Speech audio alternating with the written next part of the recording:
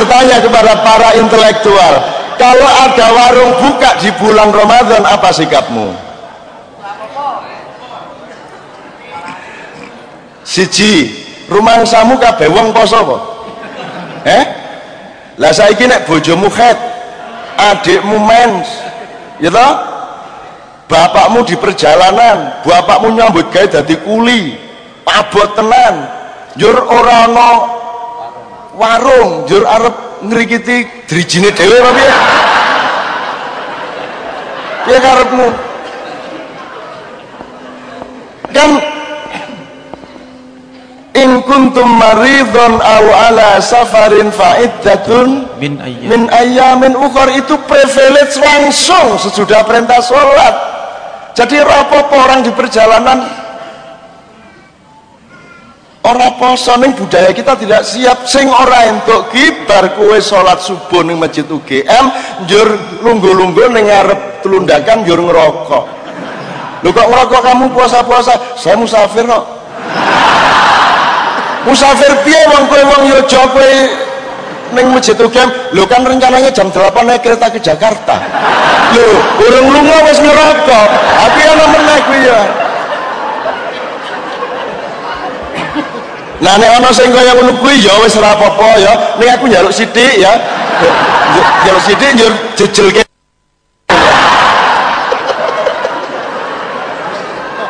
Ana kuwi wong entuk dadan ngono iki ya ana. Iya ana wae. Ana ning mburi kene iki ana.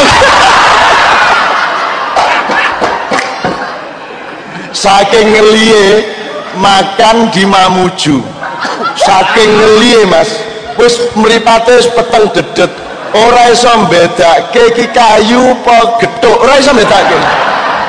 Dadi disuguhi mangan karo bupati, piring, tisu, sendok, garpu, langsung diseni sego kei sayur, campur dadi siji, dadi sayur pisu. Wah, dipanen.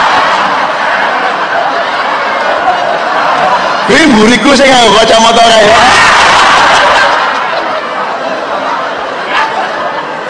Apa nek wis ngelih ra iso bedake tisu karo mihun ya.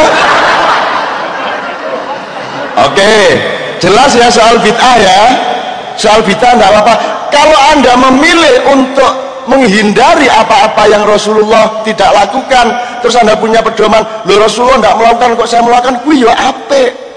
Kuwi ya apik. Ning aja dipeksake nang kancamu, kan begitu. Rasulullah kalau pakai pakaian selalu di atas mata kaki. Maka kamu bikin celana di atas mata kaki, apik kuwi. Ngono lho. Menghemat kain. Nek banjir ora terus apik to kuwi? Itu lho ora masalah. Ning ya wagu, ngene lho ya. Ora apa-apa wagu, ning mlebu swarga ya to. Saran saya yang ditiru jangan hanya pakaian, tirulah juga cara makannya, tirulah juga luasnya rumahnya. Rasulullah itu kamarnya dengan Siti Aisyah itu panjangnya 4 meter, 80 cm, lebarnya 4 meter, 62 cm. Jadi demi cinta kita kepada Rasulullah, kita bikin perumahan sing luasnya semono-semono. Demi cinta kita kepada Rasulullah, jangan lebih luas sedikit pun. Kalau lebih luas berarti kamu menyakiti hati Rasulullah. Ngono. Tirulah beliau setotal-totalnya, kan begitu. Kalau makan jangan pakai sendok, karena Rasulullah tidak pernah seumur hidup pakai sendok. Suruh ya ora tahu, mesti menganggo driji telu. Mulai saiki jamaah UGM kalau makan pakai 3 jari ya. Engko gawe mie godhog bareng-bareng. Soto nganggo driji telu, ayo ngene lah.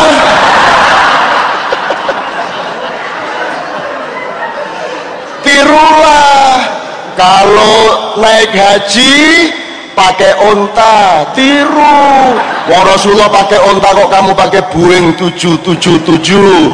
Kamu jangan, kamu pakai onta. Nek ora onta ya ora ya mlaku. Supaya aja mlaku tekan Merak, Ngelangi tekan Bakauheni. nyabrang wangi tekan Sri Lanka, ngono itu baru ittiba Rasul. Ngono. Ojo nganggo motor, gitu, ngelarake atine para nabi. Tidak ada satupun nabi dan rasul yang pernah naik motor. Kalau kamu naik motor ngelarake atine, ya ojo nganggo apa meneh sing ora entuk. HP. Handphone penake cacah. Gari ngene iso sambung, aku biyen mate kaji. Lagi iso komunikasi. Saiki ming pulsa 20.000 wah le bagusi. Wah iku sing nesu Nabi Musa. Mangkel kae. Wah aku biyen mobilisir pasukanku diubur-ubur Firaun ki ora ana speaker, ora ana handphone, ora ana email, ora ana apa meneh? Blog, ora ana apa-apa. Dadi aku nganti wetengku lara. Mula iki dadi ijen plek piye iki? Kaya sing Bali ya, Bali. Ya, tapi ngerti ya bid'ah ya. Jadi kalau ada orang yang menyuruh Anda melakukan hal-hal yang Anda mengerti itu tidak logis, tolong diantisipasi dengan arif. Jangan dengan pertengkaran, jangan dengan marah. Kalau sholawat dilarang, tidak apa-apa, jangan marah. Datang ke rumah beliau, Ustadz, menurut panjenengan saya mireng tadi malam, sholawat itu tidak boleh. Saya sangat menghormati pendapat panjenengan, cuman nyuwun sewu, bagi saya boleh. Itu sholatullah salamullah, ngono ya. Nah, para nono main gitu, ora apa-apa. Tapi ngerti ya prinsipnya ya. Jadi sekarang halal ini bunyi musik di sini. Halal ya. Sing ora entuk trawean dimusiki. Azan digameli. Allahu Akbar, Allahu Akbar, dum tak dum tak dum dum dum asyhadu an la ilaha illallah, dum tak dum tak aja entuk kuwi. Seneng banget lho Pak saya. Oke ya? Oke, mari kita bunyi musik sekarang yang pertama. Bismillahirrahmanirrahim. Puncaknya nanti di akhir acara saya akan bawakan kembali yang dulu bersama Pak Muslih, Pak Fanani dan teman-teman Salahuddin UGM pada waktu itu. Saya akan bacakan bersama Kiai Kanjeng puisi Lautan Jilbab.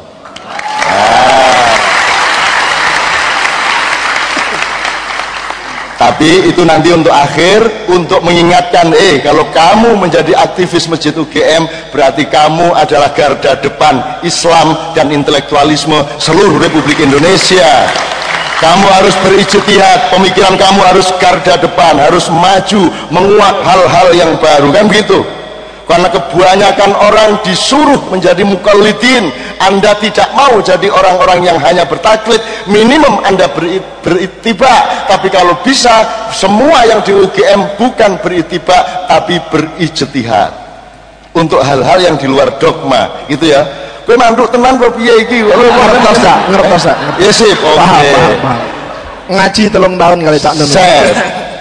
Top, sip. Wis ndi yang. Oke, nomor pertama apa? Ini ada Mbak Novia, ada Mas Imam, ada Mas Islamianto, ada Mas Doni. Kowe arep sing gaul-gaul sih, apa sing desa-desa, apa sing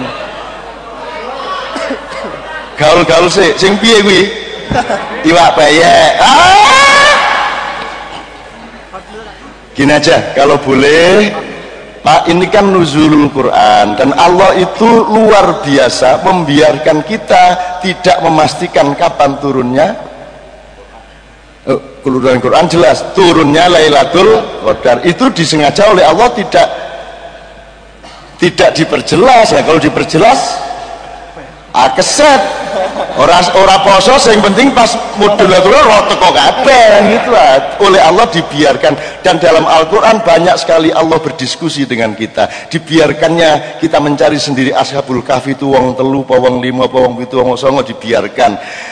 Poso Ramadan pun tidak disebut hanya syahrul Ramadan alladzi unzila fil Qur'an, tapi berapa harinya cuman ayyamam ma'dudat, hari yang terhitung, tapi dia tidak menentukan.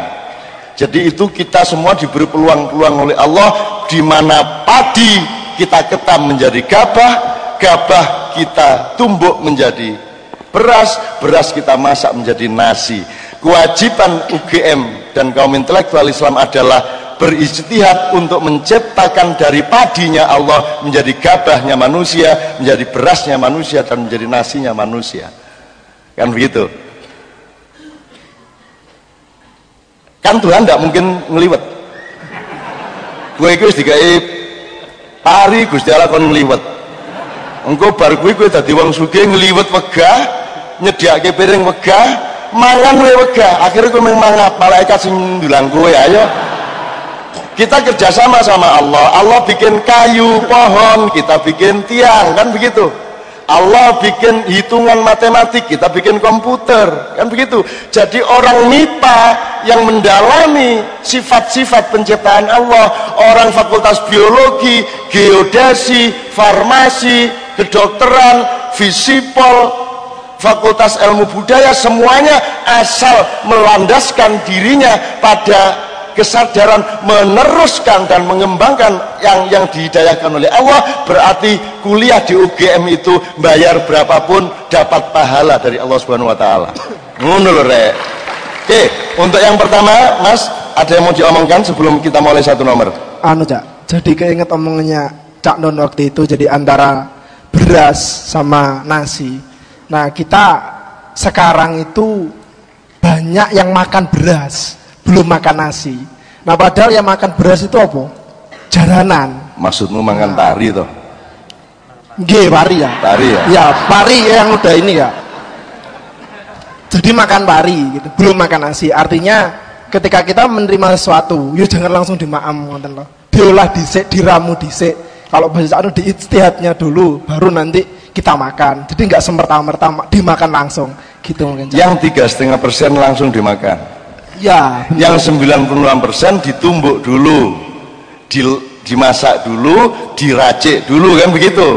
Itu. Nah, ini harus dibedakan, letak bid'ah tidak di wilayah yang 96,5 tadi.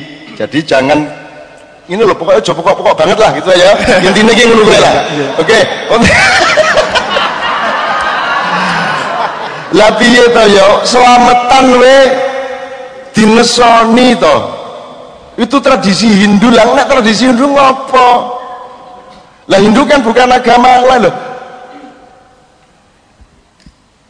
Loh, nyun sewu ya Pak Gede ya. Kalau dalam keyakinan Islam itu Tuhan ada berapa sih Mas? Satu. Terus Tuhan bikin agama berapa? Berapa? Banyak.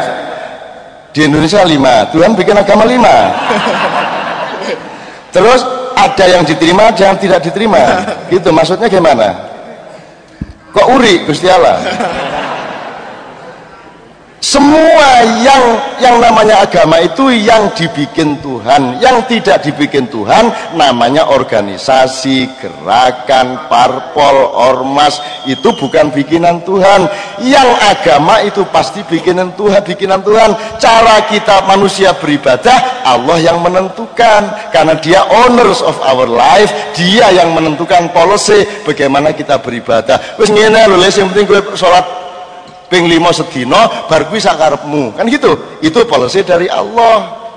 Nah, jadi apa namanya, yang 3,5% langsung dilek ora apa-apa, ndak usah diode-ode.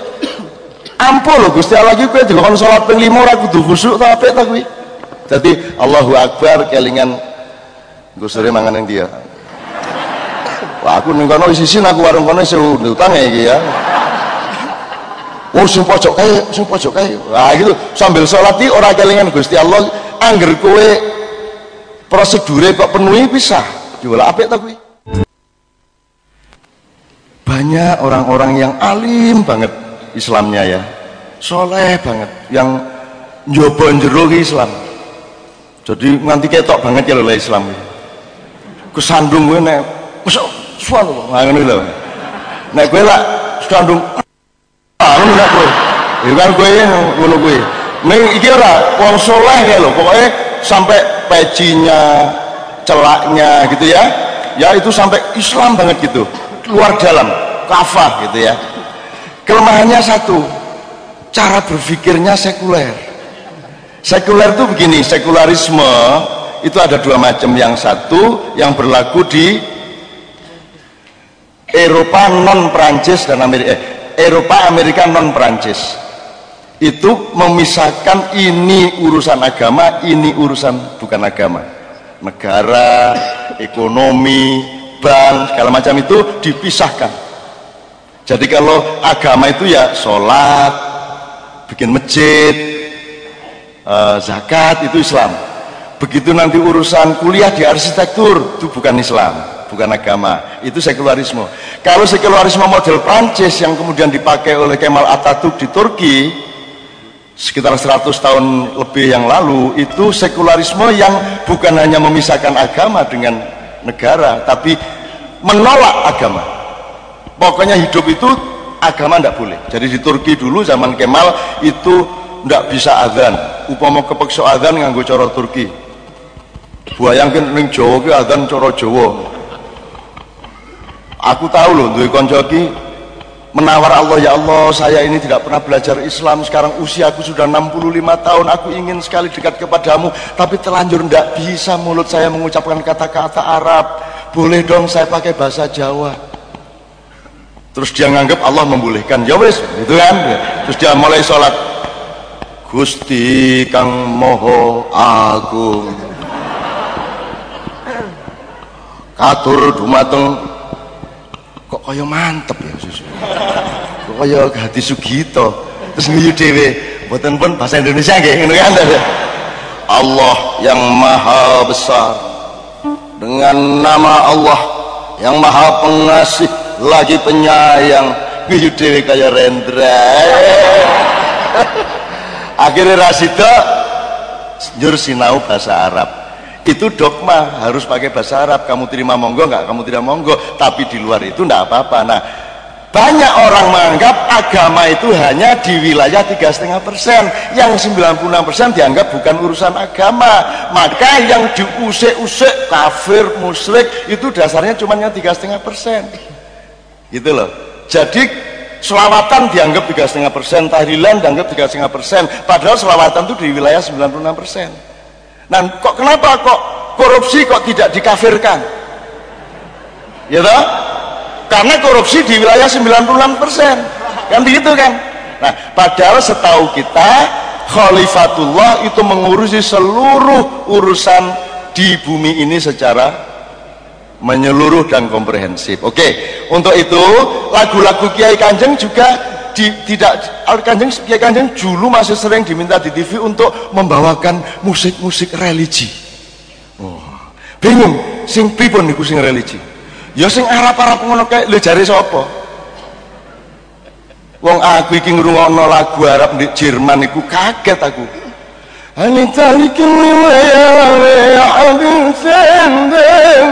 Wah, aku langsung melayu. Wih, Arab iki. Wah, kok no Arab ning Jerman. Terus tak injen. Loh, kok muda. Wah! Jebol tari muda. Jare sapa Arab religi? Religi dan tidak itu tidak tergantung budaya mana, tergantung konteksnya ke Allah apa tidak, kan gitu. Jadi Kiai Kanjeng iki musiknya religi apa tidak? Semua musik Kiai Kanjeng religius, karena niatnya adalah untuk memperindah kehidupan dan mendekatkan diri kepada Allah, meskipun bunyinya Jawa, Bali, tidak masalah. Dan yang tidak mungkin dibunyikan adalah hal-hal yang kira-kira Allah marah sama kita, kan begitu. Amin ya rabbal alamin. Yun sewu Pak. Pak Agung. Wah, ini saya didalat oleh Mas MH itu ngomong sesuatu mengenai kebudayaan, malah bingung saya. Oh, lebih pinter dia tuh ngomong kebudayaan. Mau kita dialog aja lah gitu. Dibanding ceramah itu kepenak gitu. Terus ngomong-ngomong ya Pak ya. Iya, ngobrol baik. Nah, saya mau tanya beliau, karena beliau ini sedang kita andalkan, mohon di Jogja ini Coba Anda pelajari, kalau Anda orang Jogja pelajari struktur tata kelola kebudayaan Jogja. Sebelah utara, sebelah selatan ada keraton politik. Okay. Sebelah barat ada agama, yaitu masjid. Sebelah utara ada pasar Beringharjo dan Malioboro, itu ekonomi. Yang Gidang sebelah timur, selama ini hanya ada Wirogunan, rumah penjara. Jadi kebudayaan belum ada wakilnya. Ya, Soeharsono pun sudah hilang. Jadi sekarang akan kita bikin di sebelah timur ada kebudayaan. Tidak hanya ekonomi, politik, dan agama, tapi ada kebudayaan. Dan kebudayaan ini sebenarnya yang memandu dialektika antara tiga hal tadi. Nah, di Pura Wisata itu sedang akan kita bangun benar untuk menjadi salah satu pusat kreativitas budaya Jogja. Dan konsep-konsep untuk itu beliau yang pegang. Wah, kok aku Thomas. Jadi ibaratnya padi sampai nasi tadi beliau. Dari situ Pak, kira-kira peran intelektual UGM dalam pembangunan kebudayaan Jogja itu apa? Supaya teman-teman juga kiprahnya kiprah yang komprehensif, ya Pak. Matur nuwun. Ya, ini karena saya dorong Mas Emha. Jadi begini, saya ketemu Mas Emha ini dalam forum yang sangat menarik, di mana kita diminta berbicara ya Mas ya. Pura Wisata kan akan diubah. Nanti akan ada hotel di sana, tapi kemudian juga ada yang namanya kampung budaya, ya kan? Nah, kita berdua diminta datang di sana, kemudian ngobrol-ngobrol mengenai apa kedepannya tempat itu. Nah, disitulah kemudian kita tuangkan ide bahwa itu sebaiknya menjadi sebuah tempat di mana berbagai macam budaya Nusantara itu bisa bertemu. Itu yang pertama. Jadi kita bayangkan Jogja ini akan punya sebuah kampung budaya di mana di situ berinteraksi ya, berbagai macam budaya Nusantara ya, dan kemudian dari sana tumbuh ya. Nah, ketika itu saya diminta untuk melihat bagaimana peta budaya ini ya. Sambil kota amalnya boleh bergerak ya Pak ya? Ya, monggo tentu saja boleh bergerak. Nanti yang memerlukan terus saja bergerak, tidak ada masalah asal saling menjaga ya. Nah, ceritanya kemudian saya harus memetakan budaya yang ada di Jogja ini seperti apa. Nah, itulah ketika itulah kemudian kita bisa lihat bahwa di Jogja ini ada tradisi besar dan ada tradisi kecil. Dalam bahasa antropologi, kebetulan saya dari antropologi yang belajar kebudayaan. Di situ ada tradisi besar yang berasal dari keraton. Kemudian ada tradisi kecil yaitu yang ada di kalangan orang biasa. Nah, kalau kita petakan kebudayaan yang kecil ini, kita akan melihatnya ada pedesaannya dan ada urbannya, ada kampungnya. Nah, bagaimana peran UGM dalam konteks seperti itu? Kita melihat bahwa UGM menjadi sebuah center of excellence dalam hal ini, di mana berbeda sekali dengan tradisi besar dan tradisi kecil. Ini sebuah tradisi yang baru sebetulnya, tradisi intelektual di mana kita sangat mendengar, walaupun para pujangga sebelumnya kita sudah punya dan memilikinya, tetapi sistem yang sekarang sangat berbeda ya. Sesuatu yang kita peroleh dari dunia barat ya, yang kemudian kita kembangkan. Nah, kita kemudian punya dunia pendidikan yang luar biasa, dan ketika itu kita kemudian dengan Mas MH ini antara kemudian bicara mengenai bagaimana membuat kampung budaya ini nanti menjadi titik temu ya Mas ya, hub gitu antara berbagai macam budaya Nusantara, itu yang pertama. Tapi juga kemudian sekaligus nanti akan ada pertemuan Jogja ini akan bisa mendunia gitu. Nah, kita bayangkan kemudian Jogja akan punya fasilitas-fasilitas yang sangat bagus di kampung budaya itu, dan budaya Nusantara kemudian bisa kita lontarkan ke tempat yang lebih jauh lagi. Nah, titik-titik pertemuan budaya inilah yang sebenarnya kita inginkan, dan kita akan mulai dari Jogja, dan tentu peran UGM menjadi sangat penting dalam mengkonsep kedepannya bagaimana kebudayaan yang akan muncul dari kampung budaya tersebut. Kita sangat kaya dengan kebudayaan, dan kemudian kita berharap dari kampung budaya inilah ya, akan ada pertemuan-pertemuan teman-teman Mas Emha yang seniman ya, dengan teman-teman seniman dari daerah lain. Itu kita akan adakan workshop ya, dengan yang internasional, dan kemudian akan muncul dari sana kegiatan-kegiatan yang baru ya. Dan kemudian kita menghasilkan tentu saja karya-karya seni yang luar biasa. Nah, kita juga berharap bahwa kampung budaya ini juga akan menjadi tempat titik temu para intelektual, di mana kita akan membicarakan berbagai macam secara akademik, sehingga bukan hanya karya seni, tapi juga karya intelektual itu yang akan muncul dari sana. Nah, sehubungan dengan itu sebetulnya Kiai Kanjeng bisa sangat memberi inspirasi di mata saya. Saya kira teman-teman di sini sudah kenal bagaimana legenda Sunan Kalijogo atau mitos Sunan Kalijogo. Jadi ketika saya tadi diminta untuk datang ke sini, sebenarnya saya mau nonton aja Mas, ya. Nggak ikut datang, duduk di atas ini karena panitia aja ini akal-akalannya. Saya datang ke sini, wah Prof naik Prof, ya udah nggak enak sama Mas Ema ini saya. Ya. Nah saya naik ke sini, tapi kemudian dengan catatan, saya sebenarnya mau nonton sekali karena ini saya bayangkan inilah cara dakwah Sunan Kalijogo modern, ya. Sunan Kalijogo modern menggunakan seni, ya kan, untuk berdakwah. Ya, kalau kita tahu bahwa Sunan Kalijogo itu kemudian menghasilkan wayangnya, lewat wayangnya dia berdakwah, beliau berdakwah dan semakin banyak orang masuk Islam. Nah, kita harapkan juga melalui Kiai Kanjeng ini dan Mas MH ini akan semakin banyak orang yang kemudian mengikuti kita. Dan saya sangat sepakat tadi dengan apa yang dikatakan oleh Mas MH bahwa proses islamisasi di UGM ini luar biasa Mas. Kalau kita ingat tahun 70-an itu nggak ada Mas azan di Balai Rong itu Mas. Terus sekarang azan duhur ada Mas, azan asar ada Mas, ada orang sholat di Balai Rong Mas. Dan sekarang fakultas itu punya musola sendiri Mas.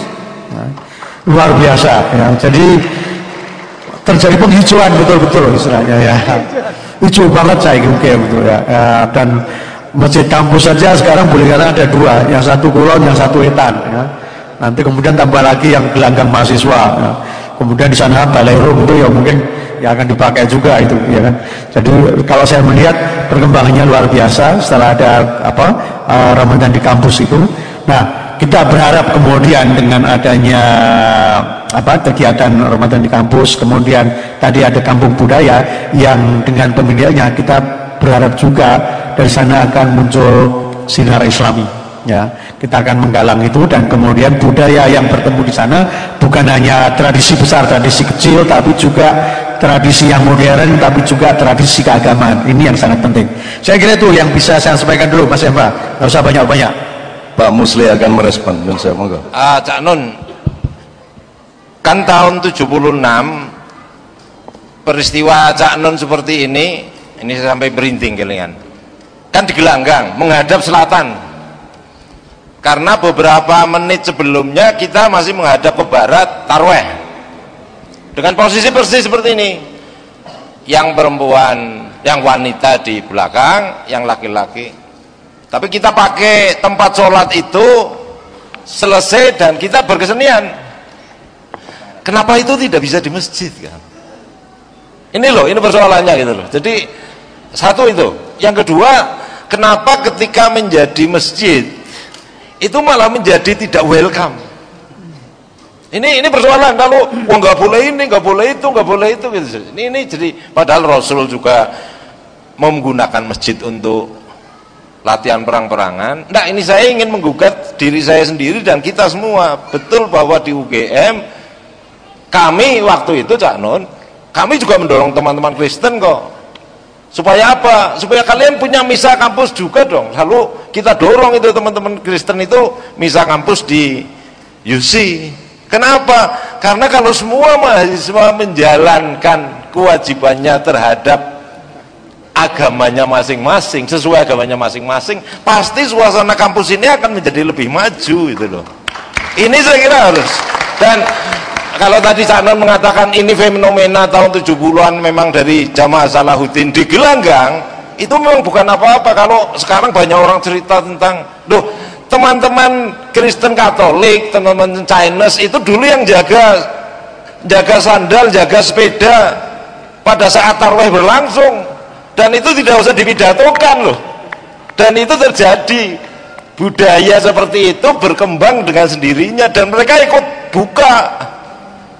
Jadi yang bulan puasa itu bulan penuh berkah, teman-teman saya yang Kristen Katolik itu mengatakan, iya Mas Pak, saya berharap-harap bulan puasa itu segera datang karena aku makan malam gratis gitu.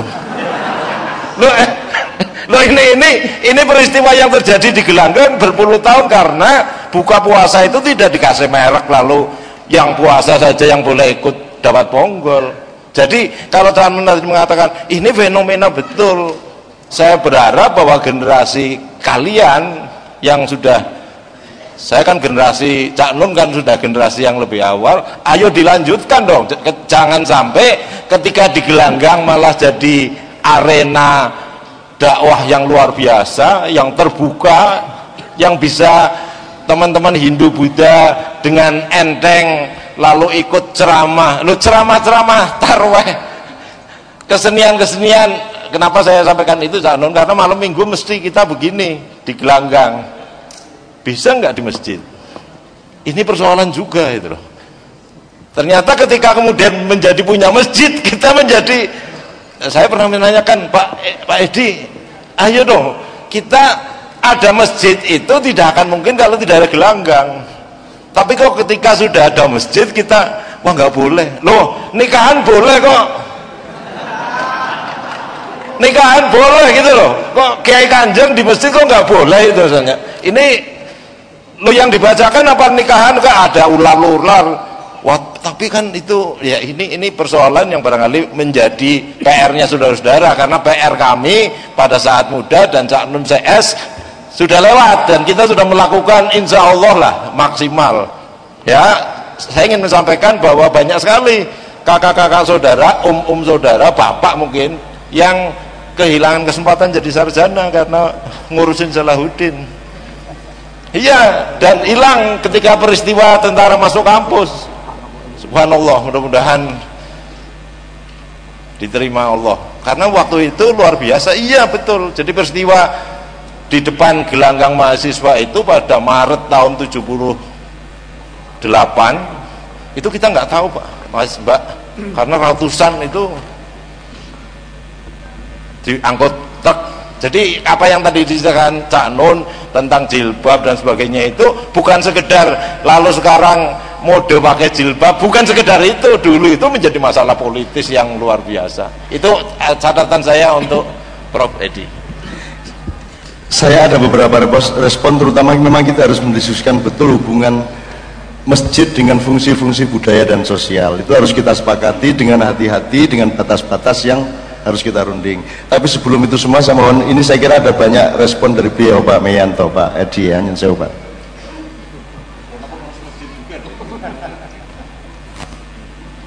Assalamualaikum warahmatullahi wabarakatuh. Cak Nun yang saya hormati, Mas Musleh senior saya, ini guru saya. Jadi ini ada guru-guru saya, ada Mas Musleh, Cak Nun sendiri dan Pak Edi. Saya tidak tahu nih, saya di sini sebenarnya hanya ngancani ya, ngancani beliau-beliau ini. Menambahkan sedikit yang disampaikan Pak Musleh tadi ya. Jadi betul sekali, saya generasi setelah Pak Musleh, jadi beberapa generasi setelah Pak Musleh kemudian baru saya aktif gitu. Saya betul-betul, tapi waktu itu yang pakai jilbab juga masih 1-2 itu ya, 1-2 sedikit sekali. Dan waktu itu juga masih dilarang apa namanya ya, KTP atau kartu mahasiswa yang berfoto pakai jilbab itu ya. Dan itu jamaah Salahuddin yang memperjuangkan dengan gigih itu. Dan semua kampus juga ikut berjuang akhirnya bersama-sama dengan jamaah Salahuddin, dan UGM itu yang pertama kali membolehkan akhirnya. Meskipun SK-nya itu masih tidak boleh, tapi UGM sendiri berani membuat keputusan di kartu mahasiswa boleh pakai jilbab. Luar biasa ini perjuangan jamaah Salahuddin dibantu Cak Nun dan juga Mas Musleh beserta teman-teman, luar biasa ya. Alhamdulillah, dan akhirnya itu menjadi inspirasi paling tidak tuh seluruh Indonesia, sampai KTP dan kartu-kartu yang lain itu dibolehkan. Dan akhirnya juga ternyata luar biasa lewat lautan jilbabnya Cak Nun yang bersama-sama jamaah Salahuddin. Saya kira waktu itu luar biasa sekali itu pengaruhnya, membawa nuansa yang, suasana yang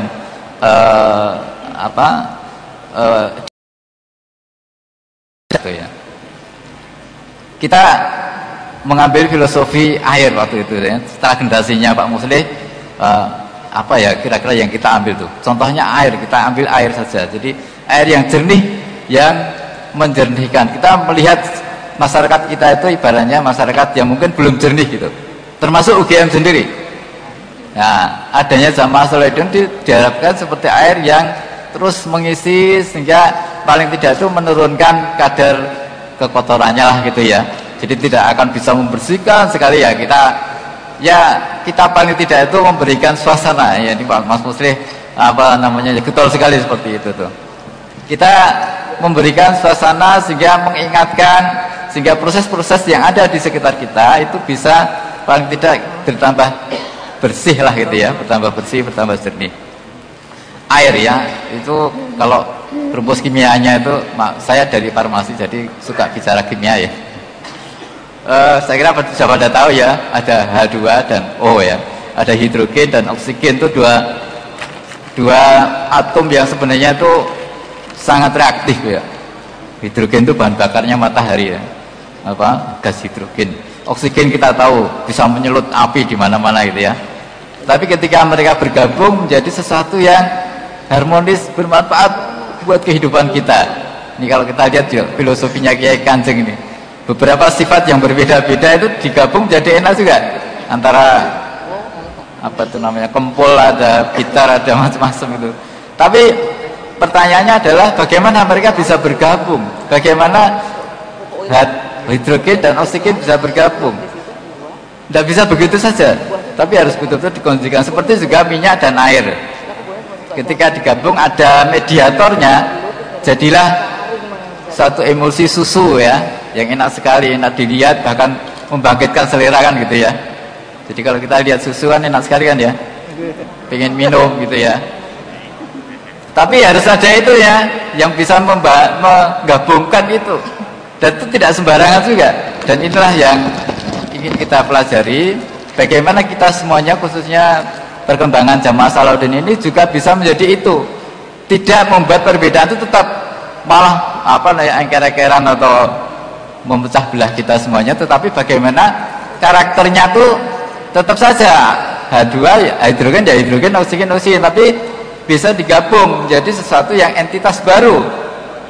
Jadi kalau kita berbeda-beda tuh ya sudah, tidak apa-apa, kita tetap berbeda, tapi bagaimana kita mensinergikan itu menjadi, menggabungkan menjadi sesuatu yang baru, yang kayak tadi musiknya jadi enak sekali. Tidak mungkin gitar menjadi kempul atau apa, ya tetap saja gitar, kempul tetap kempul, tapi harus ada aransemennya yang menggabungkan itu. Nah inilah Jamaah Salahuddin pada waktu itu sudah berhasil itu, Mas Muslih itu tokohnya itu ya, luar biasa. Jadi kita bisa menggabungkan itu menjadi mengaransemen itu semuanya menjadi hal yang enak sekali, dan kita berharap juga hal ini juga kita kembangkan terus ini di tengah-tengah masyarakat kita, menjadi apa namanya atau menggabung itu yang bagus sekali. Dan salah satu ciri bagaimana itu bisa bergabung adalah tahu karakternya masing-masing, dan Islam sangat mengajarkan bagaimana kita respect terhadap orang lain, respect terhadap perbedaan, respect terhadap kemampuan orang, respect terhadap kekurangan orang dan sebagainya. Yang penting bagaimana kekurangan, kemampuan, kelebihan dan sebagainya itu di-arrange, diatur supaya nanti bisa menjadi sesuatu yang bermanfaat. Saya kira itu saja teman saya. Assalamualaikum warahmatullahi wabarakatuh.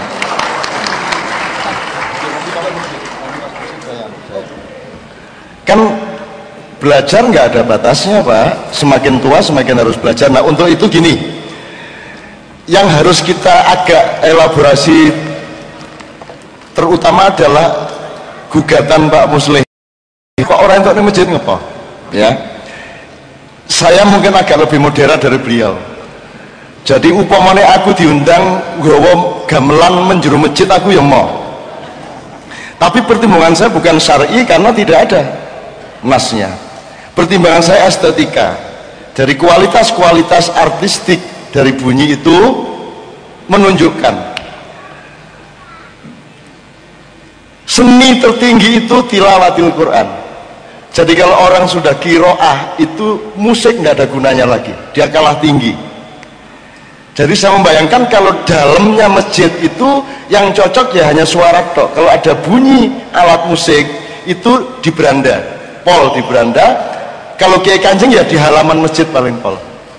Meskipun secara syar'i kita boleh berdebat, tapi secara estetika rasa menurut saya kalau di dalam masjid kita nggak usah bawa alat-alat musik, itu cukup yang original dari mulut manusia, tidak berarti dilarang. Jadi teman-teman ini banyak berdebat tanpa membedakan mana yang sebenarnya kasusnya budaya, mana yang sebenarnya kasusnya syar'i. Ini mestinya harus dipilah, Mas. Jadi misalnya gini, misalnya ulama rata-rata tidak mau tahu mengenai kebudayaan ya Pak ya. Ustadz nganggep kebudayaan itu tidak penting. Saya bilang sama Anda, bagaimana mungkin agama bisa diaplikasikan tanpa kebudayaan? Kebudayaan itu budaya, budaya itu budidaya, budidaya itu bahasa Islamnya ijtihad.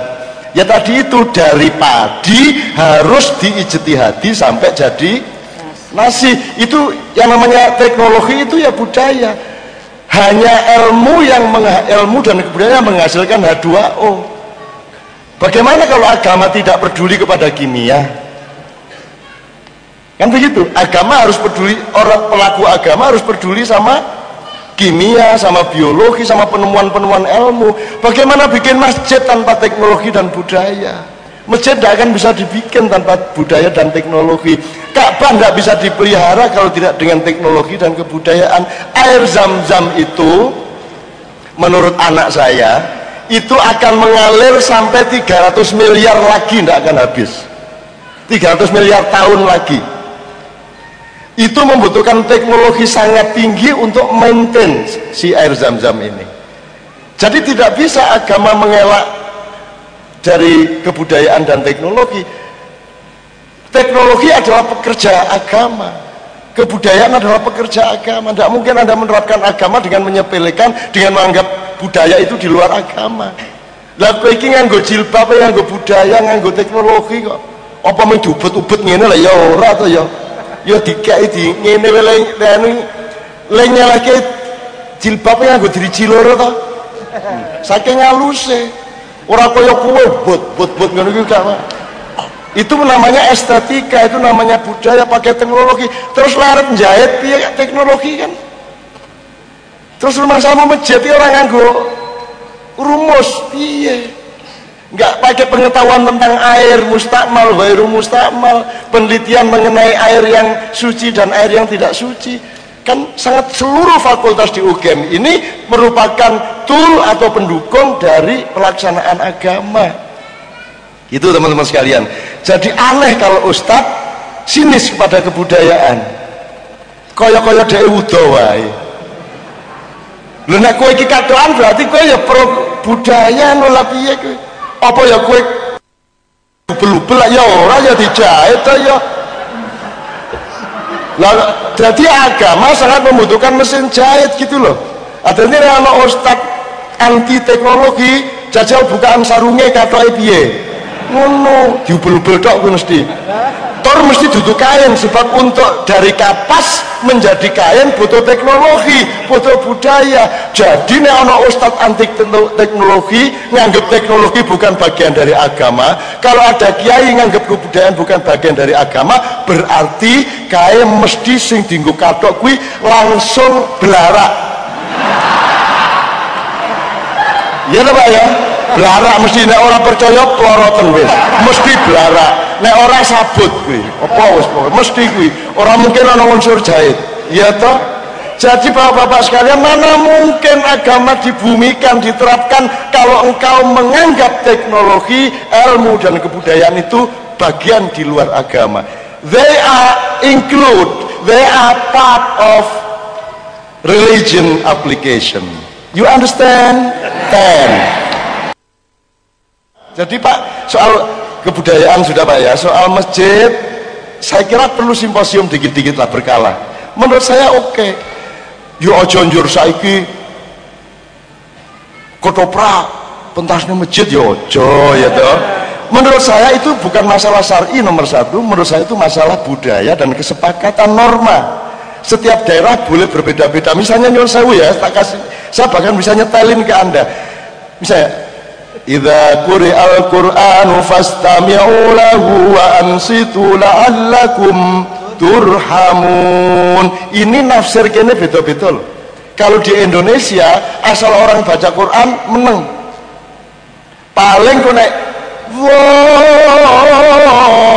walimun terus jamae Allah paling beda. Saiki nek Allahe rada dhuwur entuk ora? Aku engko tak setelke lho. Ndolek ana YouTube oke banget lho ora ning Allah entuk ora? Misalnya ngene. Apa? Wa qul ja'al haqq wa zaqal batil innal batila kana zahuqa. Yes, yes, endora mulane aja pekok-pekok banget. Mari kita runding bareng-bareng. Di setiap bangsa, di setiap komunitas ada kesepakatan norma sendiri-sendiri. Kalau Anda melihat ke Mesir sama Iran, itu orang baca Quran nyelingi gini, sweet sweet sweet, we ono. Dan itu ekspresi. Bener ya Allah, bener ya Allah. Nah itu caranya bener kan, orang mengganggu bener. Iso nganggo yes, iso nganggo weh, iso nganggo sweet sweet, bener tak kuwi? Sekarang nek kowe ngomong sweet sweet kuwi haram. Kurang ngarake atine Gusti Allah. Apa sebabnya? Lah rumah mas sweet sweet nganggo sweetan kok nganggo dri apa? Lambe karo ilat to kuwi. Ngene to? Iya to? Lah sing gawe Gusti Allah kuwi. Bahwa penempatannya kita atur, ayo dirunding. Tapi ojo sembarang salah. Wong salaman bar salat salah. Coba to. Wong wis bar salat kok. Nek wis bar salat ki ngising wae entuk. Kok bar salat salaman ra entuk. Ya Allah, sing ora entuk ngising ning masjid. Ya Allah, kok salat bar salat kok salaman ra entuk. Neng ya aja njur kebangetan saking senenge salaman, ketemu ning masjid salaman, arep sembahyang salaman sik, selesai salat salaman meneh, ngadeg salaman meneh, arep bali salam ya suwe ya kukean kuwi. Neng nek salaman di luar salat ya ora apa-apa, sing ora entuk ki Allahu Akbar. Ya bare. Bismillahirrahmanirrahim. Ya. Alhamdulillah nek kuwi sing ora entuk.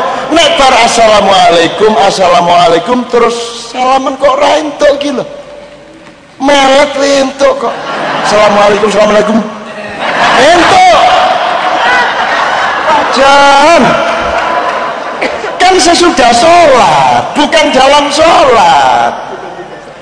Bukan di dalam sholat, enggak apa-apa. Lho Rasulullah tidak pernah melakukan. Lho Rasulullah ora tau macem-macem. Ngopo wis becak ya ora tahu. Ndodok kaya kowe ngene iki ora tahu. Ora tahu bal-balan, ora tahu badminton, ora tahu. Lah nek kabeh sing Rasulullah ora tahu njuk kowe ya ora entuk lah terus ngopo kowe? Ora pun njur ngopo? Terus ngopo? Lah terus kebahagiaan apa iki arep ngopo urip iki? Coba daftar TK, kan Kanjeng Nabi tau mlebu TK itu lho. Jan, mbok dinggo uteke iki lho. Allahu Akbar. Saya setuju bid'ah itu ndak boleh, khurafat itu jangan, syirik itu masya Allah hindarilah, kafir apalagi, tapi dia ada tempatnya. Namanya ono wong ngobong menyan, ojo diarani syirik, karena letak syirik tidak di menyannya, tapi di dalam niatnya. Dan kamu ngerti niatnya? Siapa sing ngerti niatnya wong? Ayo aku takon. Jadi tidak bisa kamu mengkafirkan orang karena kamu tidak pernah mengerti isi hatinya dan pikirannya. Jadi tidak bisa terjadi logika yang bisa diterima bahwa sesama manusia mengkafirkan atau mensyirikkan. Ngobong menyan kok diarani syirik. Gumun aku. Nek aromaterapi sunah.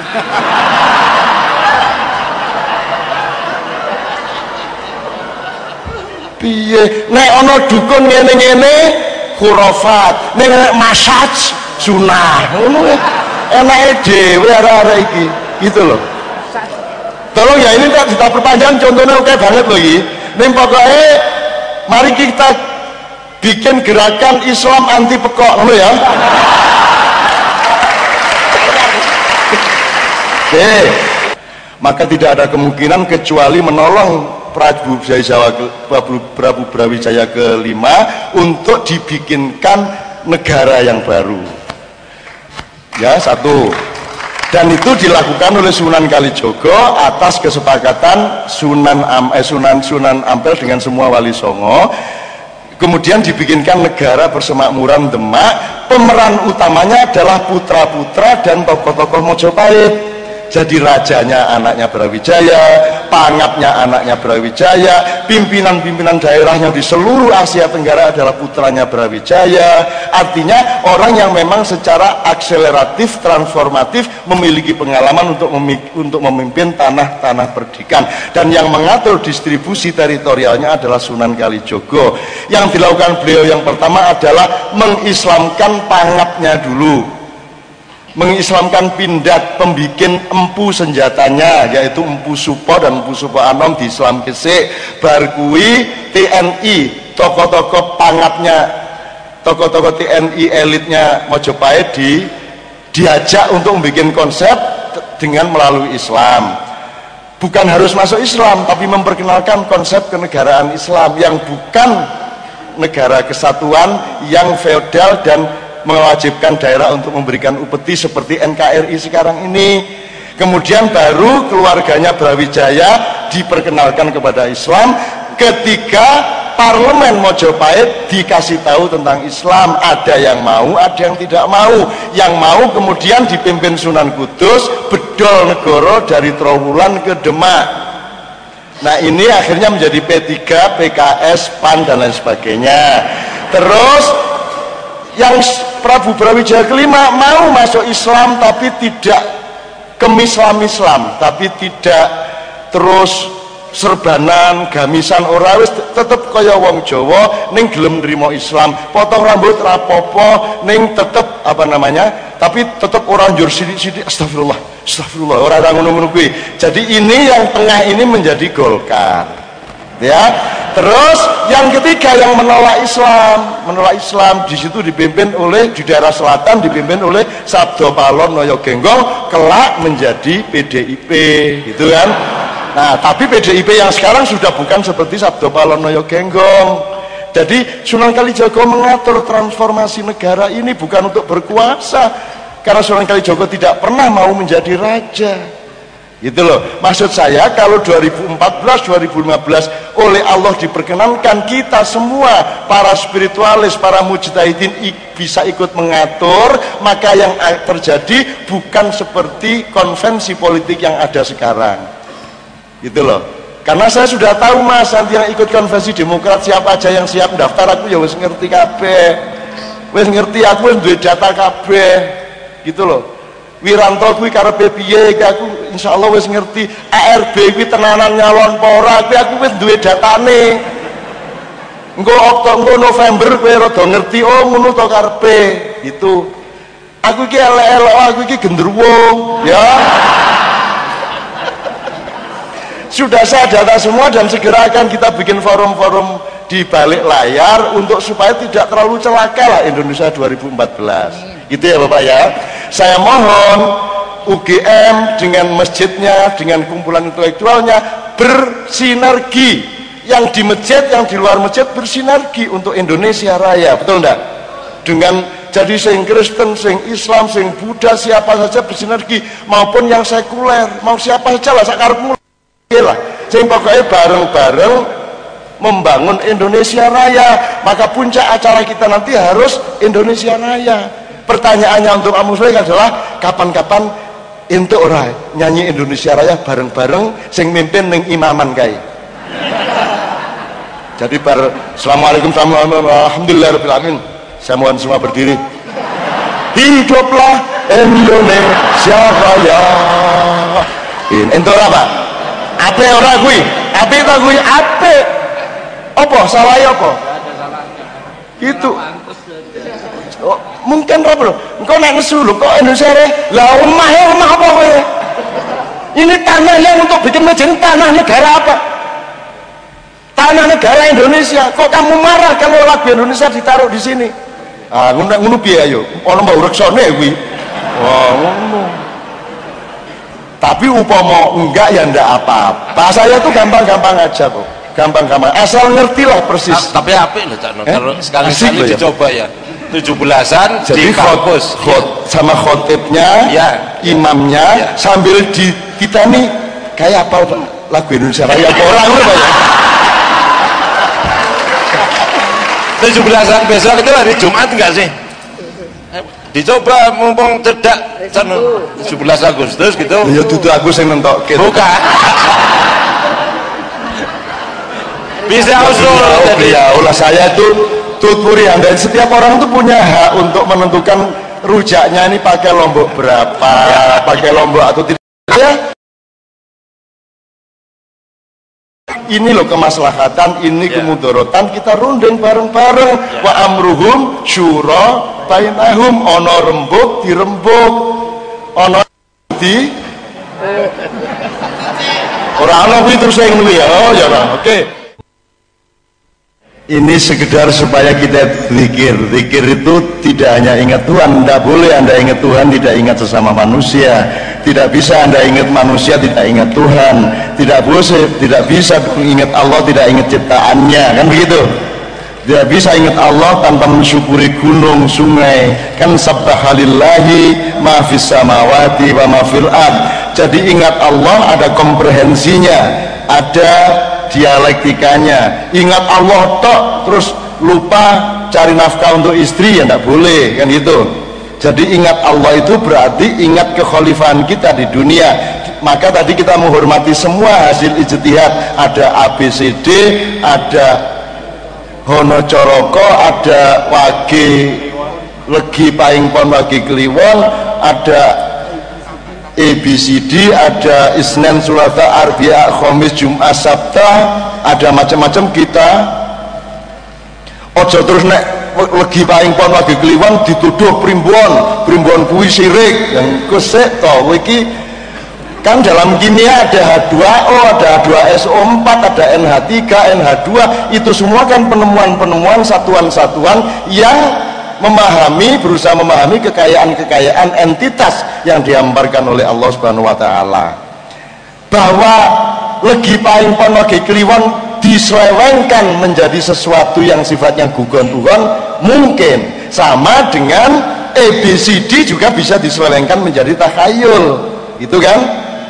Jadi teman-teman sekalian, mari kita belajar objektif dengan mempelajari semua itu. Sekarang sebelum kita puncai dengan lautan jilbab atau dengan nomor terakhir nanti, saya buka kalau ada di antara bapak-bapak akan memberi points lagi, atau di antara teman-temanku lagi perempuan, putra-putri, mahasiswa-mahasiswi akan mengumumkan sesuatu sebelum kita akhiri. Saya mohon Mas Fari langsung jadi moderator aja kalau ada yang mau ini, monggo. Raffi, ya Allah Raffi. Soalnya Raffi sih ngono kayak ganteng banget deh. Angel kelingan aku. Berita di depan tuh kayak gini sama Cak Nun. Oke, monggo teman-teman dari teman-teman putri mohon putra. Tiga dulu. Satu berdiri langsung Mas. Satu, kemudian dua, yang sana sebelah sana yang putri satu. Oke, mikrofon kanan kiri siap ya. Satu, dua, mutasib. Oke, monggo Mas. Satu putri ada satu. Oh cowok sana. Oh ya oke, sana satu. Mic-nya panitia. Berdiri Mas, kenalkan namanya. Ya, assalamualaikum warahmatullahi wabarakatuh. Nama saya Nurdin Cak dari Fakultas Hukum UGM. Nah, gini Cak. Allah itu kan menciptakan agama-agama ya Cak. Tapi kok kenapa Allah merevisinya terus-menerus ya dari zaman Ibrahim, dari Nabi Ibrahim alaihissalam. Kemudian revisinya kenapa berhenti di Islam gitu ya Cak? Gitu aja Cak. Assalamualaikum warahmatullahi wabarakatuh. Langsung belakangnya, kasihkan belakangnya mikrofonnya. Assalamualaikum warahmatullahi wabarakatuh. Waalaikumsalam. Saya Azam. Saya mau bertanya, 2008 itu terjadi resesi dunia begitu. Kemarin ada pertanyaan dari salah satu ustadz di Syuhada itu, yang sekarang kemudian diprediksi menjadi peradaban selanjutnya setelah Amerika Serikat itu adalah bridge, gitu, Brazil dan kawan-kawannya, Afrika Selatan, Cina dan India begitu. Dia bertanya kenapa tidak ada dari antara salah satu negara yang kemudian berlatar belakang Islam itu. Kira-kira apa yang menyebabkan kira-kira negara Islam tidak kemudian menjadi garda terdepan untuk menjadi suatu peradaban, untuk bangkit kembali menjadi peradaban yang gemilang begitu. Terima kasih. Terus yang sana? Oke. Mungkin maju aja Mas. Maju aja. Oke. Atau ini.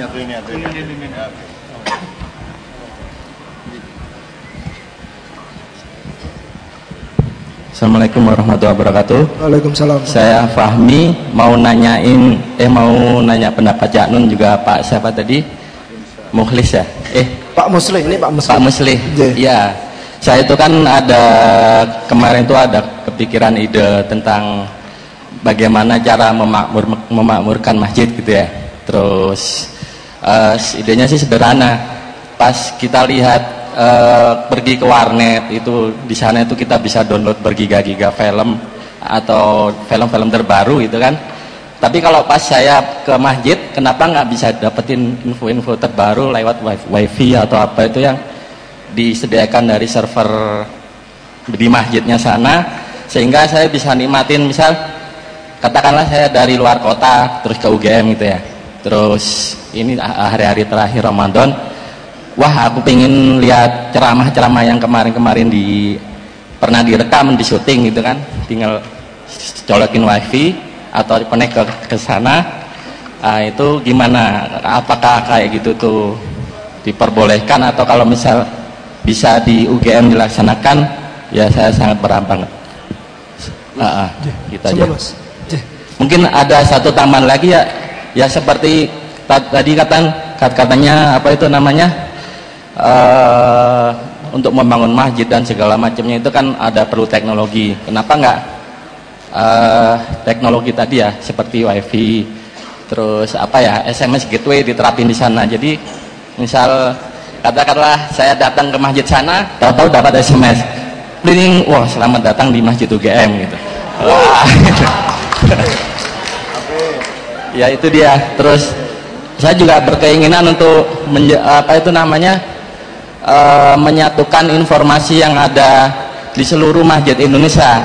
Jadi misal di UGM ada info terbaru kegiatan keagamaan atau sosial apa, terus di Istiqlal ada apa, misal katakanlah hari raya kurban atau hari apa itu, masyarakat bisa ngerti gitu loh. Jadi informasi, jadi kita sendiri ngerti lebih mencintai masjid lah dengan adanya info-info gitu. Itu, terima kasih. Assalamualaikum.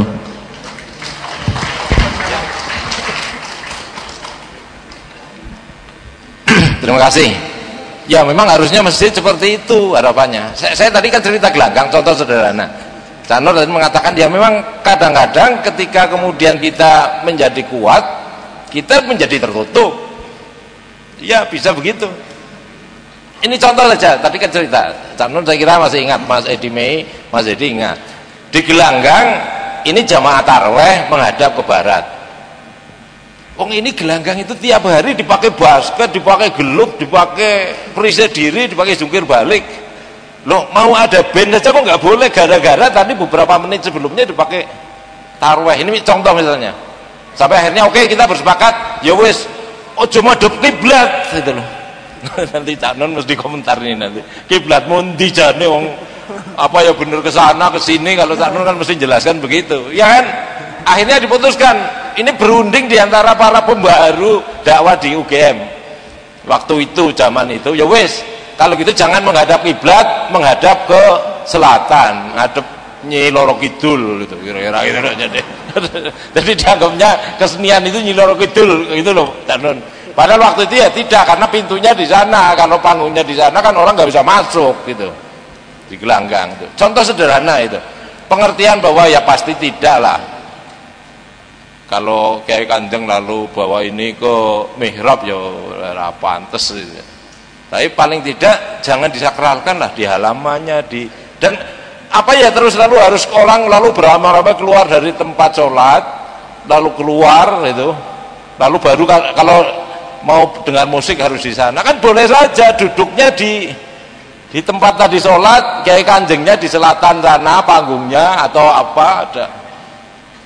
Ini yang saya kira harus saudara siapa yang terakhir itu harusnya begitu. Masjid itu memakmurkannya hari ini ya memang seperti itu ceramah agama itu kalau perlu ya kalau lebih membumi ada buku-buku bimbingan tes yang dibagikan gratis dan sebagainya.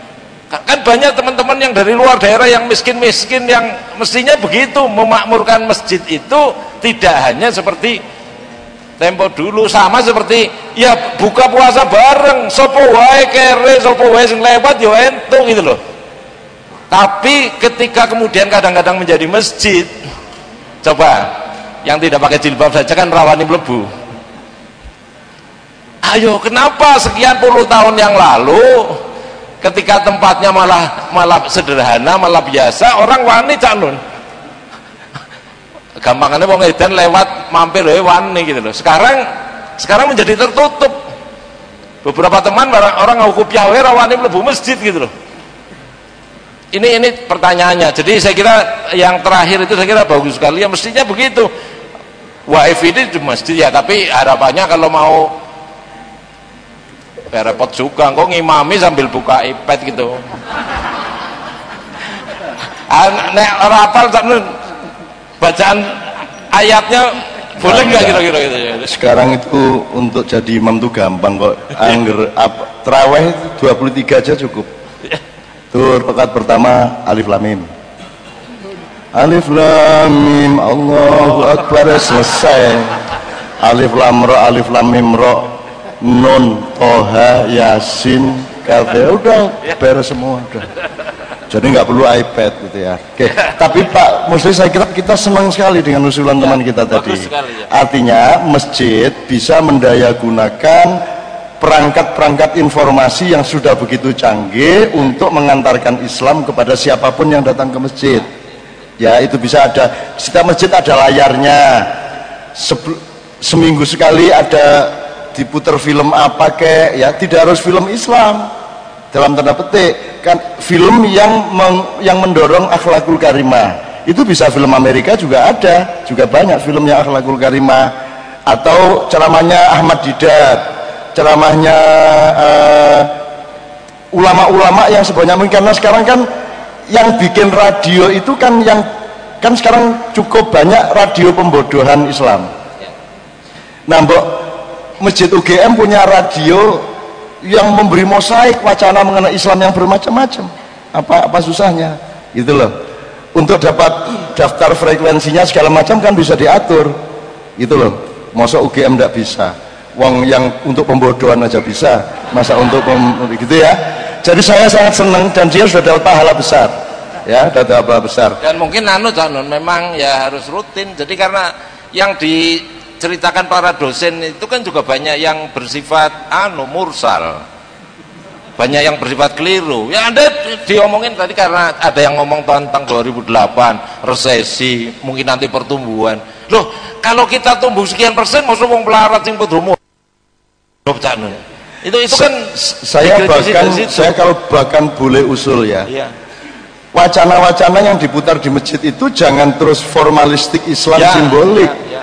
Jadi misalnya di masjid Anda cari informasi opo kok Lombok iki bertahan 70.000. Itu saya bisa supply bahan ke Anda. Iki bulog tenanan pora iki ngomong ini, iki jujur pora. Saya bisa kasih bahan ke Anda. Rumang semua kurang ngerti bab beras bab piye. Gitu loh, bisa saya kasih supply, bisa video, bisa bagan-bagan, tapi pokoknya ada layar di masjid yang memberi wacana selengkap mungkin. Jadi jangan dipasai layar untuk aliran tok. Kalau bisa semua aliran diungkapkan tidak apa-apa, tapi semuanya dikasih supaya orang belajar untuk memilih. Misalnya sekarang orang curiga kepada Syiah syahadatnya ditambah-tambah. Lah aku bareng ya tak tambah. Syahadat resminya asyhadu alla ilaha illallah wa muhammadur rasulullah, tapi nanti saya teruskan sendiri dalam hidup saya bersaksi bahwa Lombok ini ciptaan Allah dan haknya Allah. Aku kepedesan sidik, aku langsung Al-Fatihah, harap ngopo gue. Aku ya syahadatku kok. Gitu loh. Nah, kalau saya mewajibkan syahadat Lombok itu bagian dari syariat syahadat, baru saya salah. Tapi kalau meneruskan syahadat dengan penghayatan rasa syukur terhadap hidayah Allah dan rahmat alam semesta kan malah bagus. Satu. Terus untuk teman kita ini Pak Muslih, kita ini kan semua orang pekerjaannya dakwah. Ya. Tidak ada ustadz profesi dakwah, itu tidak ada. Yang ada semua manusia berdakwah, semua manusia bertablik. Yang ada sekarang adalah ustadz-ustadz, sebagian besar ustadz-ustadz yang menolak dakwah, menolak tablik. Lu dakwah kuwi nyelok wong sing durung Islam Ya. Angger rada ora cocok karo kowe malah kok kon lunga kok. Lho kuwi dudu dakwah kuwi. Buang kuwi jenenge. Gitu loh. Dakwah itu ya memanggil orang yang belum Islam untuk datang ke Anda. Anda harus punya kearifan untuk bergaul dengan macam-macam orang. Wong aku iki nggawa seorang ateis dari Belanda, namanya seorang tokoh namanya Eugene van Erven. Saya ajak ke Masjid Unibro dan langsung saya umumkan di mihrab, tak ajak maju, saudara-saudara ini komunis, ateis. Ya, sebelum dia ngomong yang mau membunuh sekarang saya saksikan. Kamu jangan ngomong halal darahnya tanpa membunuhnya. Sebab kalau kamu sudah ngomong itu halal darahnya tapi kamu tidak membunuh, kamu melanggar surat kamu melanggar juz 29. Kabura maqtan indallahi antakulu ma la taf'alun. Aja ngomong tok nek pancen ke halal darahnya patenono. Daftarun sak yo piro sing arep kepateni, dilaksanakan berapa tahun, sak Indonesia perang tahun. Ning kira-kira urung nganti mateni wong siji kuwi wis dipateni dhisik. Kan gitu. Jadi teman-teman sekalian, dakwah itu punya kearifan kepada orang yang justru belum Islam. Bikinlah orang wanita yang belum pakai jilbab berani masuk. Ya orang jurnang imaman turu ya ora, tapi kan ya tapi pokoknya terbuka loh, justru dakwah itu kepada yang belum. Lagi dakwah sesama santri lah tinggal ngopo. Kampanye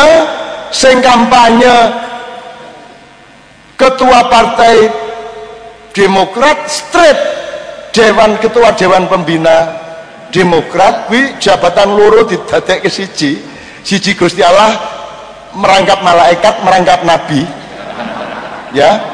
Terus sing ngrungokke ya wong partai Demokrat. Lah kuwi lak pekok to kuwi. Lah nggo apa kuwi? Wong kowe mendakwahkan partai Demokrat tok ning ngarepe wong Demokrat.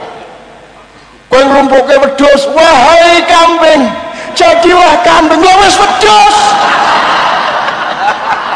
Pekok. Gitu ya. Satu. Berikutnya, seorang ulama harus tahu baunya orang salah. Dan dia ndak apa blepotan baunya orang salah. Ini nggak janjur dia eksploited. Kue nang pasar kembang jauh ngapa kue rene dakwah? Ya ora, gue ya ojo ya toh. Tapi harus ibarat kucing Pak, anak kucing terperosok ke dalam parit yang busuk. Seorang mubalik, seorang dai, pendakwah, dia bukan berpidato di atas jalan. Wahai anak kucing yang ada di dalam parit busuk, keluarlah engkau dari situ, minadz zulumati ilan nur. Kucingnya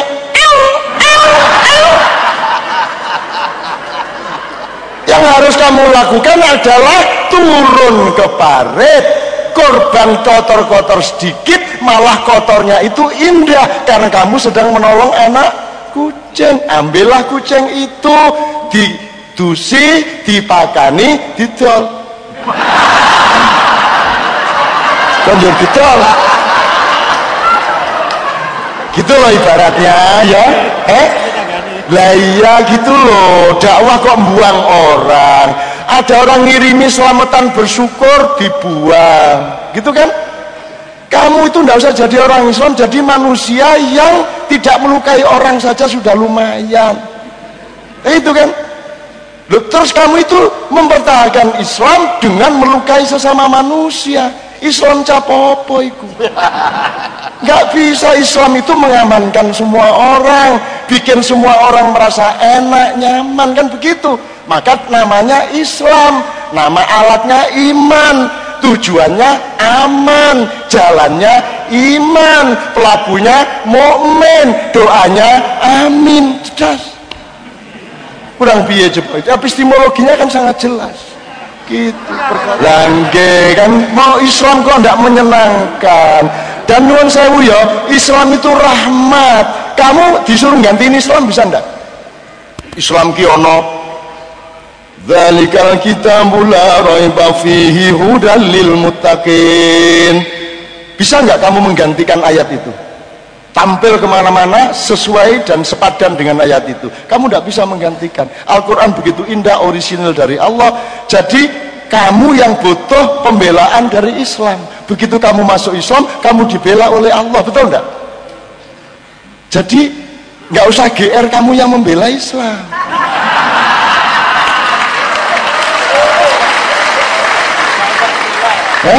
Loh, saya tidak mengatakan Islam tidak perlu dibela. Yang lebih perlu dibela itu kamu. Nah, Allah membela kamu dengan syarat peganglah Islam, gitu loh. Lah kalau Islam yang seharusnya jadi teken, malah ngongkon kene sing jadi teken, lalu teken-teken. Nah, kan kita jalan tongkatnya itu Islam. Lah kalau tongkatnya ini minta kita bela, lah wong sing marake mlaku dedeki ana tongkat malah tongkatnya aku tuntunan mlaku, lah terus piye? Ini belum ngomong subjek objek dalam bahasa. Aku membela Raffi, artinya adalah Raffi bukan aku. Arti yang lain adalah aku bukan Raffi. Jadi kalau aku membela sesuatu atau seseorang, berarti seseorang atau sesuatu itu bukan aku, bener nggak? Kalau aku membela Islam berarti aku bukan Islam, jelas. Rawahu Kiai Toto, gitu kan? Saya nggak marah, nggak apa-apa, maksudnya baik. Tapi kalau Anda ingin membela Islam, nomor satu adalah kemanapun Anda tampil, mereka semua merasa dibela oleh Anda, kan begitu? Bukan merasa terancam oleh Anda.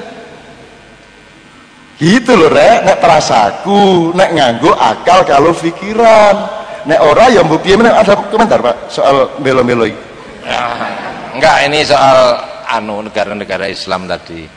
Oh iya, kan, iya. Kita ini kan sebenarnya kayak kalau dari sisi uang, sisi ekonomi, negara-negara Islam itu kan sangat kaya sekali. 10% saja lah duitnya Arab itu diambil dari New York itu, dari Wall Street, itu runtuh itu. Tapi kan Sanun tadi ceritakan apa-apa itu kan bukan kekuatannya, ini niatnya.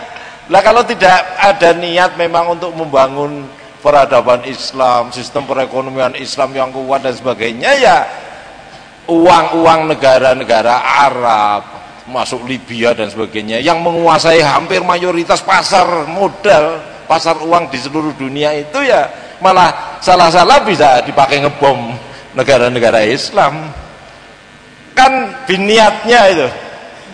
Akhirnya sekarang negara-negara Arab kan justru tetap didikte oleh itu. Jadi makanya ya tadi, ya kita bersama-sama mudah-mudahan ada kesempatan situasi bisa menjadi lebih baik. Saya kok enggak begitu tertarik sama kategori gitu, dan terminologi seperti itu. Ora paten aku ora arep ngono-ngono kae. Sing maju karo sing ora maju itu lah menurut pikiran mereka. Menurut pikiran saya dari dulu punya teori sendiri. Aku dikongkon kita disebut negara berkembang mbahmu. Aku ora arep nututi kowe kok kita dibilang negara terbelakang terus mengejar Amerika. Lah mau aku ngejar Amerika, wong Amerika ning mburiku kok. Ngono aku mengejar. Opone sing ngampus ke Amerika? Aku njaluk opone sing ngampus ke Amerika? Kono bedane Indonesia karo Bali wae ra iso kok. Opone? Siapa bilang itu negara maju? Yang negara maju itu ya manusia Indonesia nek negarane ben ra maju ra apa-apa. Ning menungso Indonesia, manusia Indonesia ndak terlawan. Hidup dalam penderitaan bisa, hidup dalam kebodohan mampu. Orang Indonesia ndak bisa diapa-apain. Dalam survei internasional, manusia dan bangsa yang paling sering dan yang paling bergembira itu bangsa Indonesia. Karena bangsa Indonesia untuk gembira tidak tergantung berapa jumlah duitnya. Itu loh, kene kira duit itu malah guyu cekakaan. Apaan ada kuwi hujan bangsa pekok tenan iki. Jadi Mas, mereka Mas yang bikin kriteria tentang peradaban baru itu Mas, Anda tidak usah percaya itu geng Mas. Anda pikir PBB itu serius, itu juga cuma satu geng, satu jaringan. Hadiah Nobel jangan percaya, itu cuma jaringan, itu kolusi internasional. Hadiah misalnya kalau film hadiah Oscar award, itu juga jaringan, itu cuma jangan percaya. Orang Islam itu memang tidak boleh maju menurut mereka. Jadi kalau Islam maju mereka tidak senang. Islam itu harus miskin, harus kumuh, harus bodoh, harus kampungan. Tidak apa-apa, biarkan mereka menganggap kita kumuh, kampungan dan bodoh. Kita diem-diem menikmati kekayaan kita. Aku luwih sugih kok. Aku luwih sugih saka kanca-kancaku Amerika, Malaysia, Inggris sing jabatane dhuwur-dhuwur, aku luwih sugih. Tandane sugih apa? Kono nraktir mangan wele abot ra karu-karuan. Aku iki duwe 20 juta, tak kaki 35 juta coba. Kuwi kedaden kuwi aku. Aku iki dikai honor tak pikir 50 juta.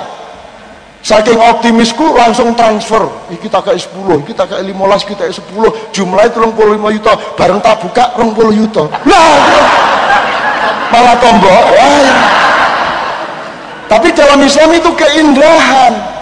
Suksesku tidak pada uangnya, tapi pada keikhlasanku dan kegembiraanku kita mentransfer. Meskipun ketika ketahuan aku tombok 15 juta, ono misuwe sithik.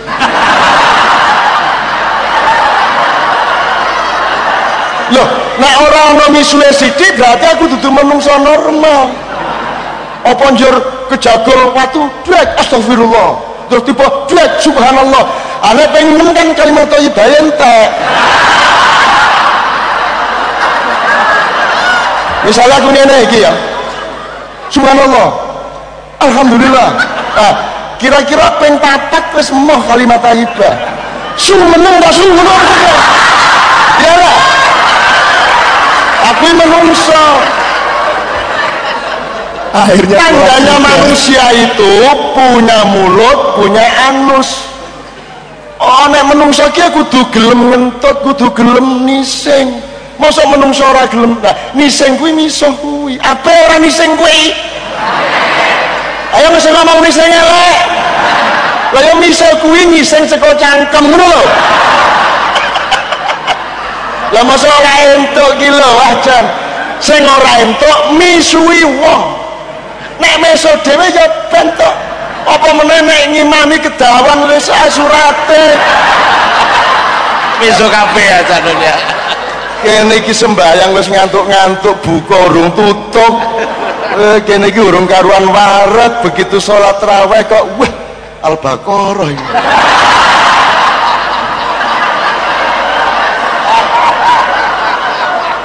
Terus berharap kira-kira seayat wae. Alladzina yu'minuna billahi wa yuqimuna sholata wa razaqnahum yunfikun. Allahu akbar. Walladzina waduh. Yes, rakaat pertama isi sabar. Ya Allah, dalam hati kuatkanlah. Rakaat loro. Lu kok diteruske Al-Baqarah? Wah ketoke sak trawean Al-Baqarah kabeh iki. Wah, kesabarannya turun. Terus rakaat ketiga, wah jan iki imame iki ora mudeng. Ngono njero ati to. Rakaat keempat wis ora duwe intelektual meneh. Wis gari emosional. Bajingan. Ngono ta? Ya. hanya perlu kearifan, perlu ilmu sosial, perlu tasamuh, perlu toleransi, perlu kesanggupan untuk memperkirakan bahwa makmum kita itu macem-macem. Ono sing alim banget, ono sing lagi melbu Islam, ono sing ngadeg kuat, ono sing asam urat, ono sing lah macem-macem. Ojo dawa-dawa. Kalian ya?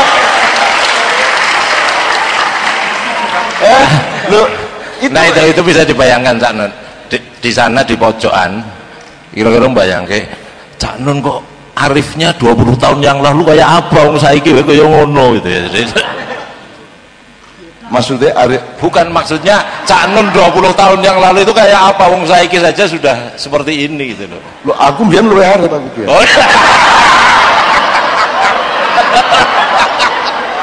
Oh, aku angger jam-jam 10 munggah mesti karo Arif ning Malioboro kono kae ana Arif Susilo, ana Arif. Nah, oke. Saya kearifan sama kealiman tolong dipelajari dong, dipelajari. Wong alim, wong arif ana bedane, taklim, makrifat ana bedane. Majelis taklim ki majelis taklim. Kalau majelis taklim itu sinau bareng, rembuk itu taklim, ya. Tapi kalau majelis taklim yang ada sekarang itu bukan taklim, itu ceret, ngecuri cangkem mangap, kan begitu. Seharusnya diskusi dan ada agenda meningkatkan ilmu bersama-sama, itu majelis taklim. Kalau ada wiritannya, ada istighosah, namanya ta'rif, karena yang dicapai bukan ilmun tapi ma'rifatun, irfan, ngono. Ono kabeh iki 10 menit lagi nih.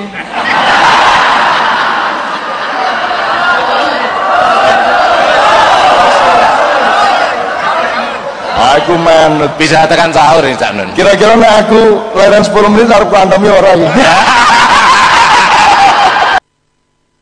Durasinya salah. Nek santri karo abangan isi lumayan, nek santri karo abangan ono karo priyayi kuwi lak padha karo wit kelapa karo godhong karo woh. Lha piye kuwi? Nek wit kelapa kan karo jambu karo trembesi ngono kuwi. Lah kowe iki salah barang ngger barat kok nut kuwi lho. Gitu lho. Mulane golek dhewe. Sekolah sampai lulus tujuannya nyenengke ibumu karo bapakmu. Ngono.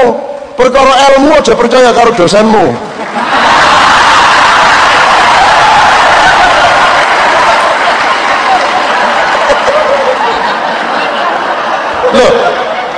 Lho apa gunane nek kowe ning dadi teruse dosen?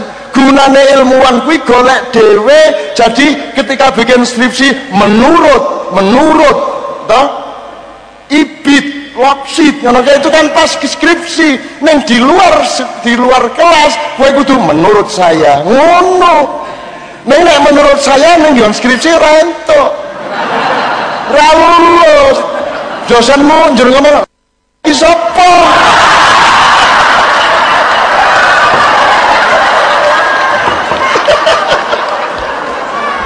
Gitu ya teman sekalian ya.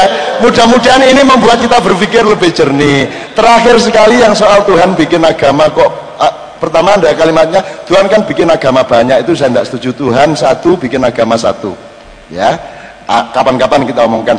Kok banyak direvisi gitu kan? Ya Tuhan kan memang tidak pernah sempurna dia. Jadi dia keliru-keliru terus bikin amandemen sendiri gitu kan. Piye karepmu piye?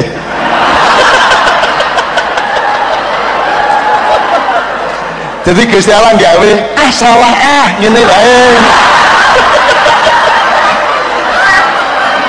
Kowe iki rumahmu Gusti Allah iki dosen UGM ngono piye? Jadi menurut saya premis dasarnya adalah Allah itu tan kino yang ngopo tan kena kiniro laisa kamitsli syai'un, dia maha benar. Sehingga tafsirmu jangan mengandaikan Tuhan itu bisa punya kesalahan dan punya kelemahan. Gitu loh Mas. Nah sekarang aku duwe tafsir kuwi ning rada dawa, singkat wae ya. Singkat wae. Kenapa Al-Qur'an tidak langsung dikasih Nabi Adam? Kok 7 abad setelah 7.000 tahun setelah Nabi Adam baru dikasih Quran. Terus aku tahu takon Mas Jibril jenengan panggil Gusti Allah. Ambok siang sisan mawon Nabi Adam niku diciptakan terus dicekeli Quran lampun beres. Terus karepmu piye Nun? Nggih jenengan panglet. Terus Jibril munduk-munduk kae nyun sewu niki enten tiang Indonesia panglet. Kok mboten langsung kae Quran. Terus Gusti Allah mesem. Anak kae karep dadi Gusti Allah dadi Gusti Allah dhewe kono. Aku tak golek nggon liya ngono ya. Gusti Allah ditakoni, ayo sak karepe.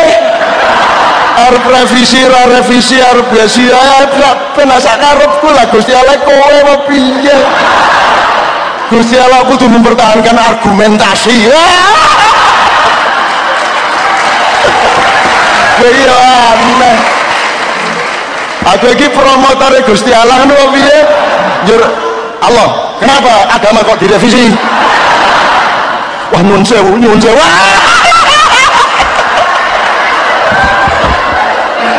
Kowe iki pendidik ngarepe Gusti Allah kok ditekani Israel kapok ngene.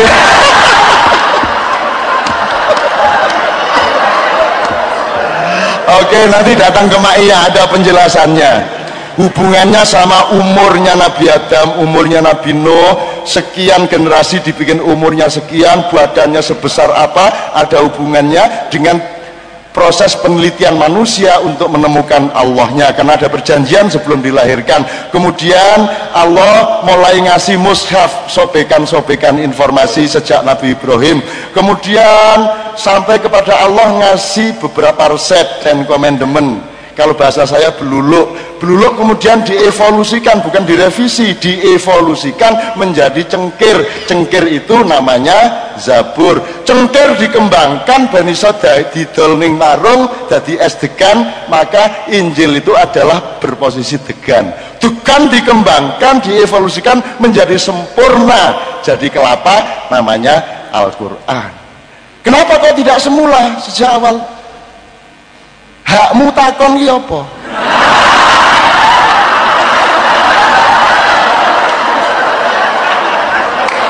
Kecuali nek kowe karo Gusti Allah ki joint venture. Gusti Allah ki rekanan kerja dalam menciptakan alam semesta dan manusia.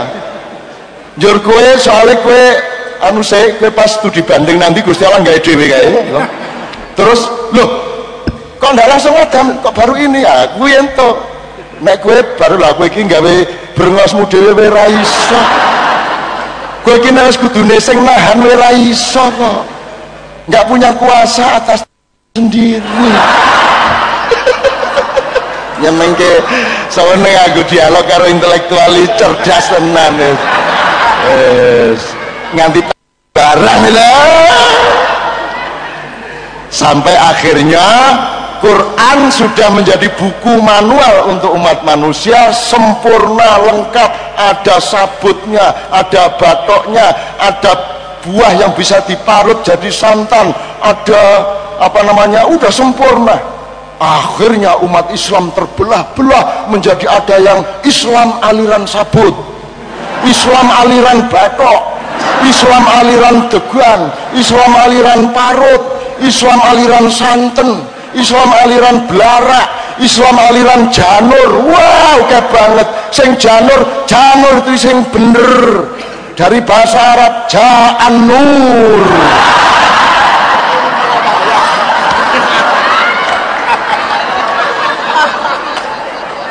Oh no meneh. Jadi mari kita ingat Islam adalah keseluruhan kelapa yang sempurna itu. Bagi yang suka batok, rasa ngenyek degane, yang suka sabut, ndak usah mengharam-haramkan sabutnya. Mari kita bekerja sama, husnudzon satu sama lain, bareng-bareng menciptakan fungsi kelapa yang selengkap-lengkapnya, gitu loh. Oke.